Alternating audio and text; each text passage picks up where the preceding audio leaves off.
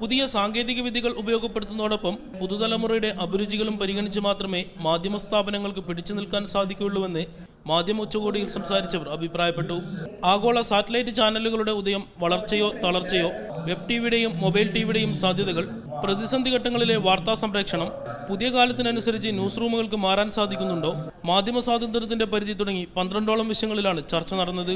പുതിയ കാലത്തും റേഡിയോകൾക്ക് സാധ്യതകളുണ്ടെന്ന് റേഡിയോയും നവമാധ്യമങ്ങളും എന്ന വിഷയത്തിൽ നടന്ന ചർച്ചയിൽ പങ്കെടുത്തവർ വിശദീകരിച്ചു.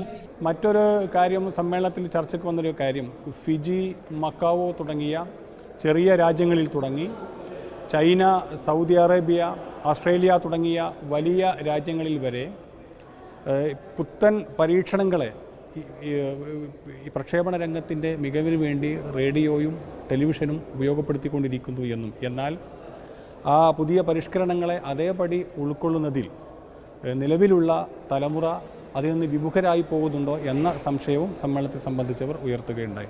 50 രാജ്യങ്ങളിൽ നിന്നായി 500ഓളം പ്രതിനിധികളാണ് Asia Pacific institute of broadcasting development സംഘടിപ്പിച്ച 11ാമത് ഏഷ്യൻ മാധ്യമ ഉച്ചകോടിയിൽ പങ്കെടുത്തത്.